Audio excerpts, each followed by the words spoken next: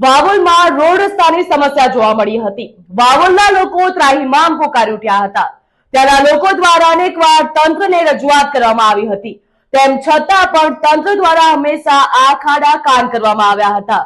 ત્યાંના રોડ રસ્તા જોઈએ તેવું લાગે જાણે લોટ લાકડાને પાણી। ત્યાંના લોકોએ અનેકવાર રજૂઆત કરવા છતાં પણ તંત્ર દ્વારા તેની રજૂઆત સાંભળવામાં આવી ન હતી।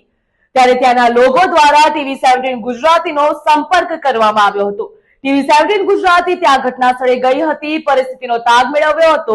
તેમના દ્વારા સ્થાનિકો જોડે પણ વાતચીત કરવામાં આવી હતી। TV17 ગુજરાતીની ટીમે સ્થાનિકો જોડે વાત કરી હતી, તેમની સમસ્યા શું છે તે પૂછ્યું હતું।